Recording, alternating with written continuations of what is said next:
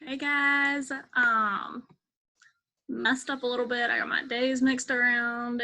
It was a weird day yesterday. So recording y'all's lecture, it's getting posted a little bit late. I'm sorry. Just get it done whenever you can, today, tomorrow, this weekend, whatever you can do. Thankfully, the lesson for today isn't super long or anything. And with your assignment that we're going to get into, you're going to have some extra time to work on it in hopes that it looks as good as I'm wanting it to look. Today, though, we're going to start on animal feeds. So stuff that we feed animals, why we feed it to them, what it all means, stuff like that. So I want you to think about some diets that you've seen advertised on TV to try to get people to lose weight. Very few of them actually work because a diet isn't the best way to change someone's weight. Some examples that you might be thinking of might be the Atkins diet. If you go in the grocery store, Atkins is still a thing. Atkins, you can find like their protein bars, their protein shakes. It's a diet where they say if you eat all this protein, then it's going to help you to lose weight. Or you may have seen Nutrisystem. Y'all don't know who Jenny Craig is, but when I was growing up, there was this woman. I don't really even know what she does. I'm guessing she's an actress. I don't know. Jenny Craig was the spokeswoman for Nutrisystem. And she talked about all these meals that you can eat, and you don't have to feel bad about it. Nutrisystem is a diet that focuses on taking in a lot of carbohydrates. Carbohydrates are what you eat for energy. There's good carbohydrates and there's not so good carbohydrates, and the Nutrisystem tries to focus on you eating those good carbohydrates. And then another one that I always think of is Weight Watchers.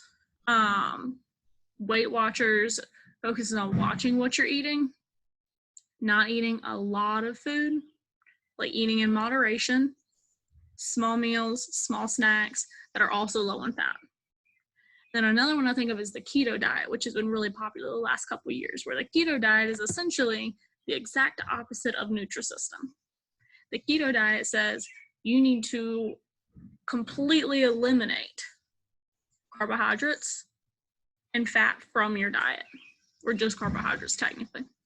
And when you eliminate the carbohydrates, your body doesn't have any energy. So you feel terrible for like a week because your body has literally no energy. You're not eating anything to give you energy. And so what it forces your body to do is to go into your fat stores and to start using the fat stored in your body as energy. Keto diet, people either love it or hate it, because the keto diet, yes, you do lose weight because you're literally depriving your body of an entire nutrient that's very, very important. Most people hate it for that reason. They hate it. Because the weight comes off fast, but as soon as you stop, as soon as you go back on your regular diet, you start eating whatever you would normally eat, that weight goes right back on. So when we talk about like nutritional information, there's two terms that you need to know. The first one is a nutrient. What is a nutrient? A nutrient is a chemical element or a compound that does something to support life. So a carbohydrate is a nutrient.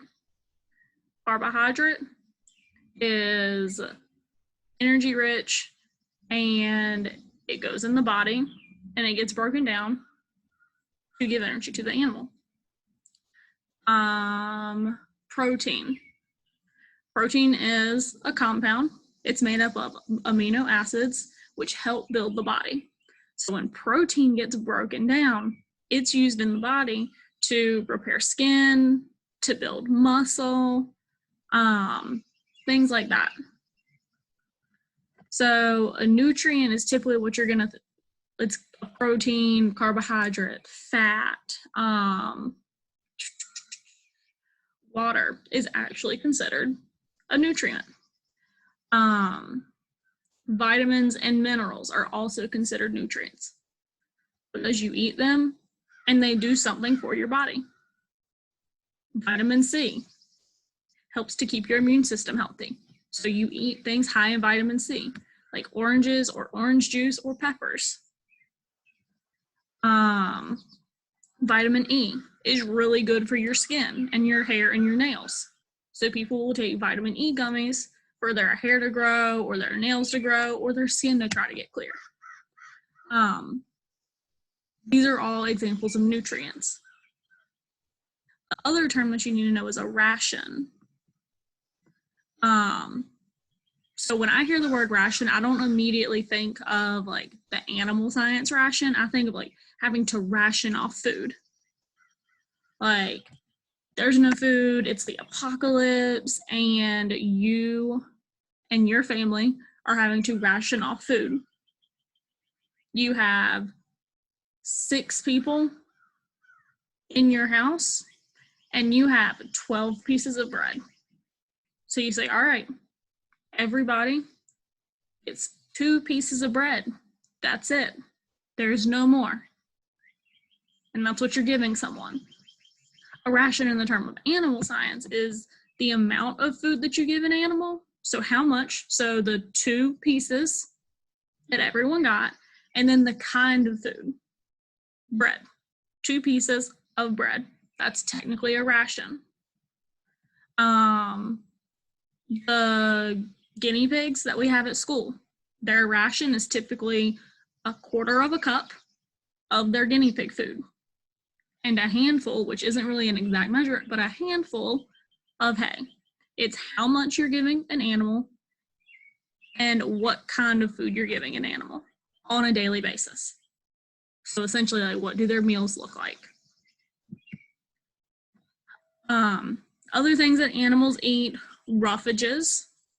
A roughage is just a term for crops, essentially. So roughages are going to be like the hay that the rabbits and the guinea pigs eat. That's considered a roughage. Pasture grass is also considered a roughage. Silage is something that is when you take field crops like oats or barley or wheat and you put them in this giant metal tin where there's no sun, there's no oxygen, and bacteria live in there. Bacteria that doesn't require sun and doesn't require oxygen. It's called anaerobic bacteria, meaning they do not need air to survive. They live in that bin and they start working on breaking down that food so that it gets kind of like probably a little bit gross, starts smelling a little bit, but it gets mushy and it's easier for the animals like these cows here. That's what these cows are eating. They're eating silage right now. That's what these cows eat. The anaerobic bacteria do the first job of initially trying to break down that food because cows, if you remember when we talked about their digestive system, it takes them at least 24 hours to break down their food. That's a long time. That's also the time, that includes the time for how long the bacteria work to break down their food. If we didn't have that anaerobic bacteria working to break down the cow's food, it would take the cows probably 48 hours to break down their food. So we feed them silage by using the bacteria to break down their food. And it's essentially just food that we don't really eat, given to bacteria to be broken down into mush so that it's easier for cows to eat. That is what silage is. And then hay and pasture grass also fall in these categories of something that is a roughage. Think of food that people don't eat that you see growing in the field. Another type of, not a nutrient, but kind of a category almost, is a concentrate. So if I tell you to concentrate on something, you're focusing on one thing.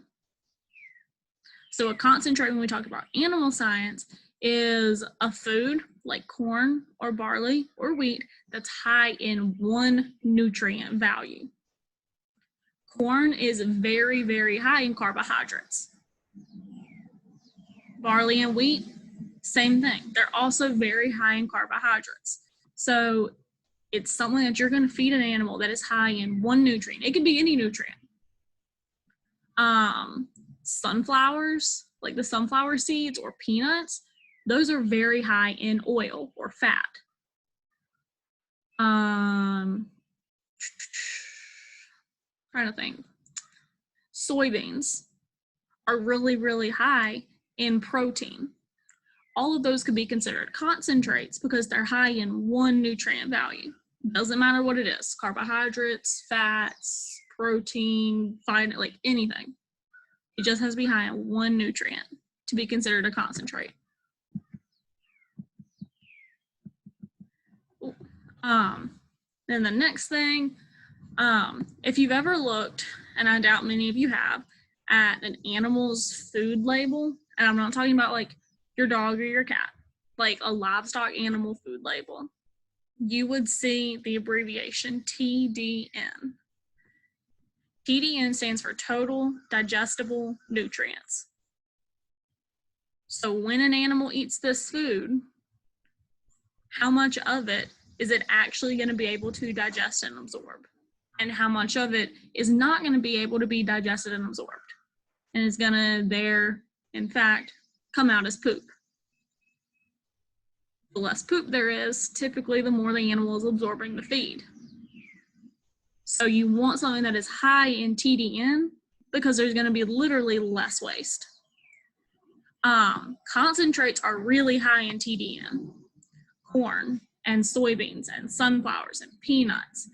These things are really high in TDN, meaning your animal is going to eat them and they're going to absorb a lot of those nutrients from that food. Whereas roughages, which is silage and hay and grass, are really low in TDN because of how much effort it takes for an animal to be able to break those things down. Concentrates are pretty easy to break down, all things considered. Roughages are hard for an animal to break down, which is what makes the TDN so low. There's a trash truck about to come up, so we're gonna have to wait a second when it finally does. So depending on how large your animal operation is,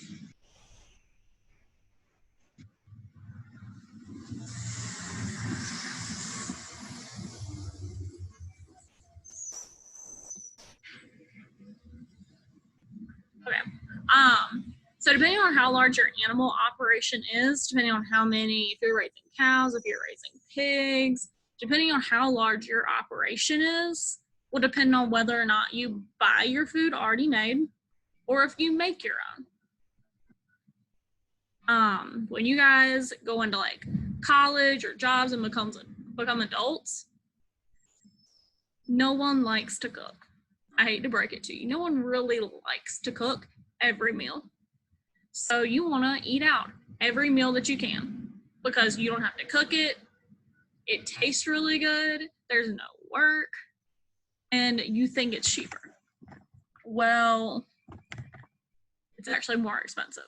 Because if you're spending $10 on lunch every single day that you go to work, that's a couple $1,000s that you're not getting, that you could be spending on groceries to make your food and end up saving.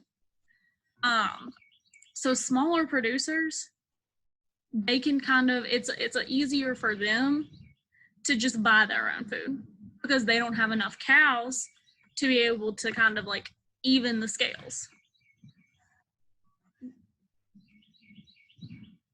So if they have this many cows, then they're wanting their feed to be even less than that.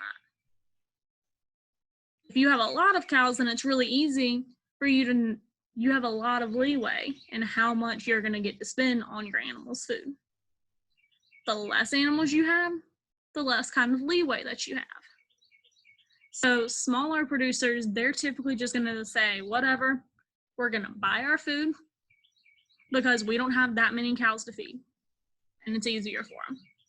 People that have thousands and thousands of cattle, They're going to make their own food because it's cheaper for them. Typically what ends up happening is they have some cows and they have some land where they're going to grow their crops. They're going to sell some of those crops. And then whatever is going to end up being left over, they're going to end up using as food for their other animals. It can be like silage, it could be hay, like whatever it is, they're going to end up using it to help offset the cost of having to buy food for their animal. So they're going to make their own feed. A ration vocabulary. So a ration, again, is how much and what food you're feeding your animal. The guinea pigs get 1/4 cup of guinea pig food per day. That's their ration. So the ration that people give their animals should fit the amount and the kind of nutrients that they need. Dairy cows have very different nutrient requirements than beef cows. Dairy cows need lots of vitamins and minerals and protein and calcium to be able to continue producing milk like they need to. Whereas beef cows, they need more carbohydrates and protein because you're just trying to get them to gain weight. Even though they're both cows, they both have very, very different needs. You can't feed these animals the same exact feed because one animal or one group of animals is not going to be getting what they need, and you're going to start seeing that affect them. If you feed dairy cows the beef cow food, then the dairy cows are not going to produce as much milk. They're going to lose weight, and they're going to be more prone to getting sick because you're not giving them those nutrients that they need. They can't give you what they need if they don't have what they need. So the functions of a ration, essentially these are the types of rations that you could feed an animal depending on what they need. Okay, let me go over it briefly. A maintenance ration is what you give an animal when you want them to maintain where they're at. They're not doing anything special. Typically, think of like your dog or your cat. They're just a pet. They don't do a whole lot around the house. So you feed them a maintenance ration where they're going to remain right where they're at. A growth ration is what you would give to a young animal, like a puppy or a calf, where you want them to grow. A growth ration is going to be really high in protein because that's what they need to grow. A production ration is what you feed an animal that is making you something. Dairy cows, they're making you milk. Sheep, they're making you wool. Animals that are producing something for you. It's going to be high in carbohydrates and protein and vitamins and minerals. A reproduction ration is what you would feed your dairy cow while she was pregnant. She would get the reproduction ration while she was pregnant to make sure she and the calf are healthy. And then she would get a production ration after she has the calf. A fattening ration is what you feed an animal when you want it to gain weight. Lots of carbohydrates, lots of fat. And then a work ration is what you feed an animal that has a job to do. So these horses pulling a plow, where they have to physically extend their body to do something. It could be police dogs. They're going to be fed a different diet because they're going to have to be ready to go at all times. They have to be ready to run, to chase, to do whatever it is that they need to do. And they're trained for that every day. And then also the groups of nutrients. Okay. Carbohydrates first and foremost. Carbohydrates are essentially like sugars. It's made to provide energy and therefore also heat to the animal. So sugar, starches, cellulose, things like that. Primarily sugars and starches. That's why when you eat corn, corn kind of has this sweet taste to it because it's a carbohydrate. And carbohydrates are made of sugars. Carbohydrates are going to be the highest percentage of what you're going to find in an animal's food. And this could be livestock or pets. Carbohydrates are almost always going to be the highest number or the highest percentage of what you'll find in that feed.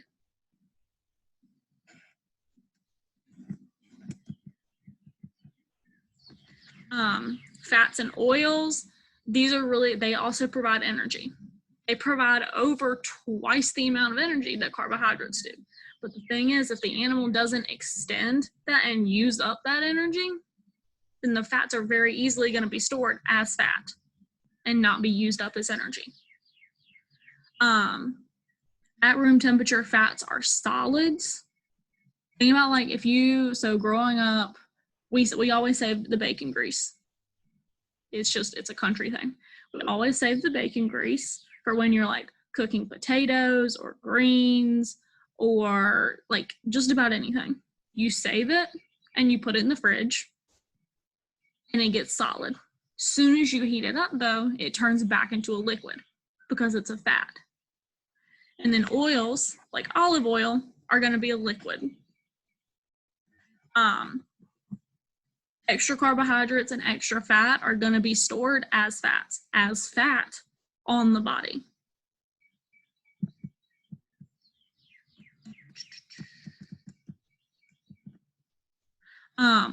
Next is proteins. Proteins are really, really important for growing animals, for animals that are hurt, and for animals that are trying to build muscle.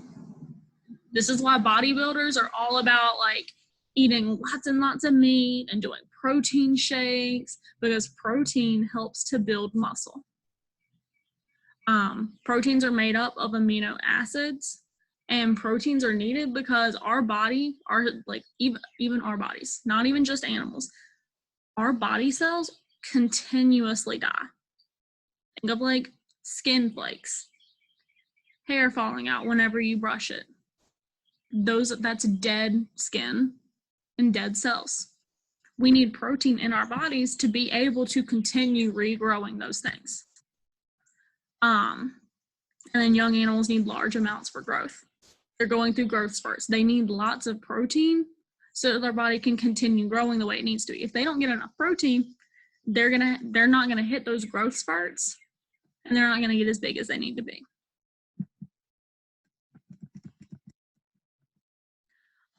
Vitamins are needed at really, really small quantities. So you see we've got the percentages here: protein, fat, fiber, calcium. This is 0.75, by the way. Calcium, phosphorus, salt, potassium, vitamin A. So you're always going to be able to tell the vitamins from the minerals because it's always going to say like vitamin A, vitamin C, vitamin D, or B vitamin this, B vitamin that. They're needed in really, really small quantities. So they're put in the animal's food already. They should already be there. You shouldn't really have to supplement too much your animal's vitamins, especially if you're feeding them the ration that they need to be. If they're a pregnant cow, they should be getting a reproduction ration. And that reproduction ration is already going to have all the nutrients, and that includes vitamins that pregnant cow needs. Vitamins help to regulate body functions. They do different things. Vitamin C, really important for the immune system. Vitamin D, really important for bone structure and strong bones. Vitamin E, really important for healthy skin. Things like that. They all do very different little things, but they're all very important.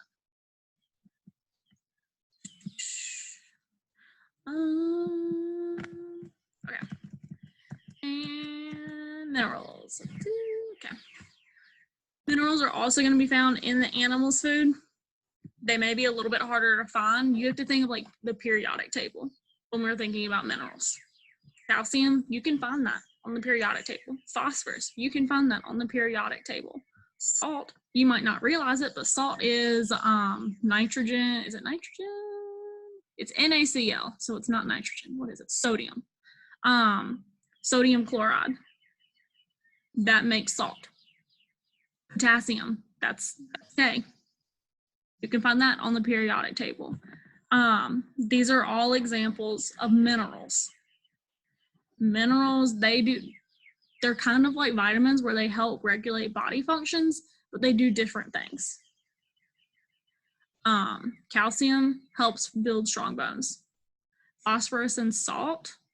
Phosphorus also helps to build strong bones. Salt and potassium, they help to carry nutrients throughout your body.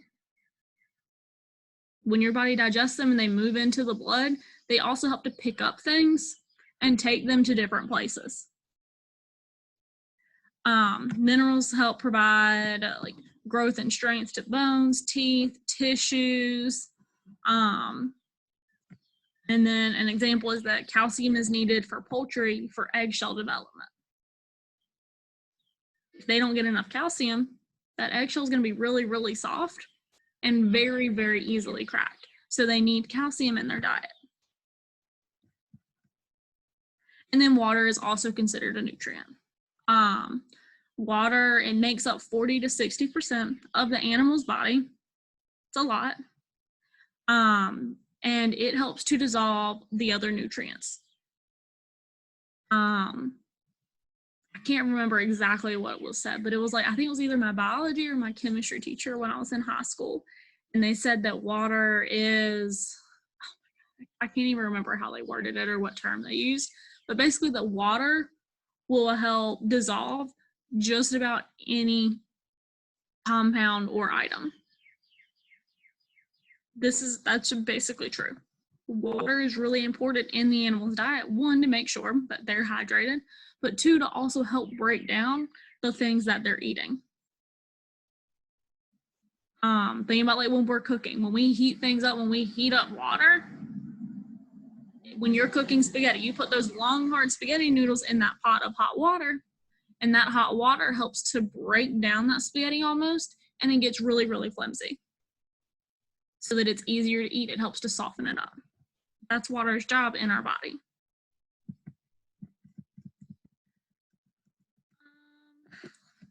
Carbohydrates, you're gonna get them from corn, wheat, oats, rye. Primarily, you just need to remember corn.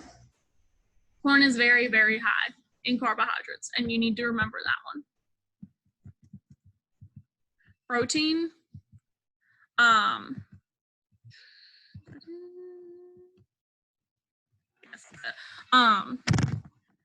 protein, anytime you see the word meal, that means that someone took the leftovers of the crop and ground it up, basically into a mush. Somebody took the soybeans and took the part of the plant that you can't eat and ground it up into a mush. And they fed that to the animals. Because the animals, they can eat that. They can digest that. We cannot.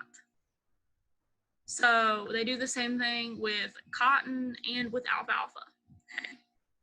They take the parts that the animal eats, they use that for one thing, and then they take the parts that we can't eat, but the animals can, and they grind that part up into a mush so that nothing is left wasted. We don't want to waste anything.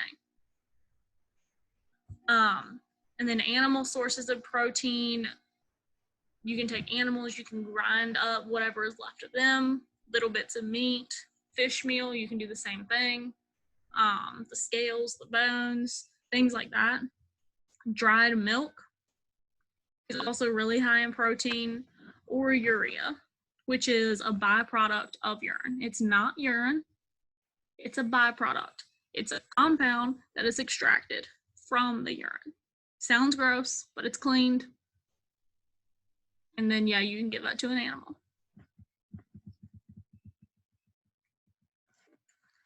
Fats and oils, primarily you're gonna get that from concentrates, things that are really high in oil. So peanuts or peanut shells, really high in fats and oils. Sunflower seeds or sunflower plants, really high in fats and oils. And then vitamins and minerals, they're going to be mixed in just a little bit with the feed that you can get your other animals. But you can also buy supplements.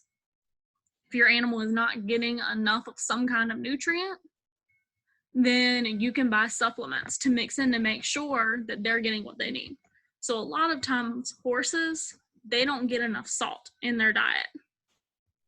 So this is literally a salt block. And it sounds gross, but horses, when they don't have enough salt in their diet, then you can start seeing the effects of it on them. They're missing a very important nutrient. So they'll seek out this salt block and they'll lick it, and that way they're able to get that salt that they need in their diet.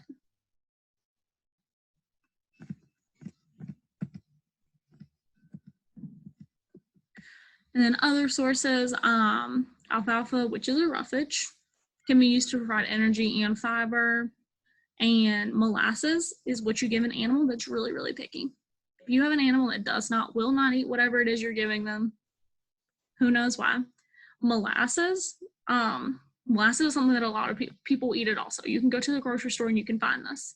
It's this thick syrup, and it's not quite, it's a little bit sweet, but it's very, very rich.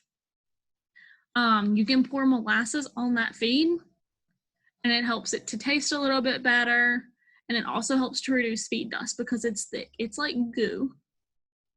Think of syrup, but like 2 or 3 times as thick of a liquid. But it's sweeter, and it helps to mask the taste of whatever it is that the animal is not wanting to eat. So what you guys are gonna do, I want y'all to create a nutrient flyer. Excuse me. Lots of color, lots of pictures, statistics, things like that. And I want you guys to get creative, make sure it is animal centered because this is animal science. I want you to pick a nutrient. It could be carbohydrates. I'm not expecting something that looks like this. Let me be honest. I'm not expecting something that looks like that.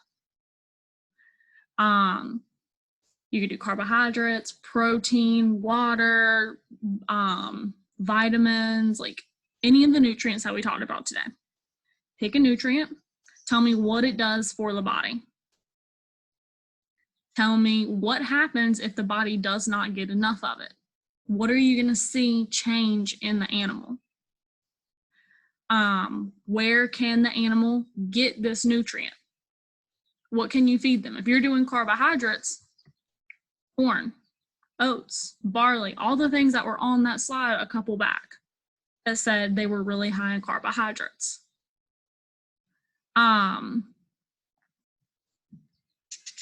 Try to get creative, but basically you just need to include this.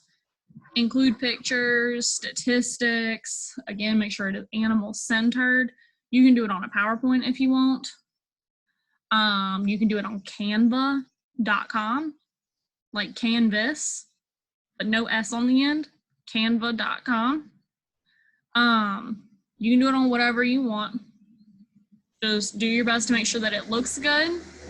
And y'all are gonna have this class and next class, which is gonna be Monday, to work on this. There's not gonna be a new lecture posted on Monday. You just need to continue working and finishing your nutrient poster. So you don't get 2 days very often to work on assignments. So make sure that it looks good. If I'm giving you 2 days, I want it to look like you spent 2 days working on this assignment, okay? So let me know if y'all have any questions, what it is I can help y'all work on. Take your time. You've got, today's Thursday, Friday, Saturday, Sunday, Monday, Tuesday. You're gonna get your new lecture on Wednesday. So that gives you almost a week to work on this stuff. Give it your best go. Let me know what questions you guys have. Like I said, PowerPoint, or it can be on Canva. Canvas, but no S.com. Bye guys. See y'all later.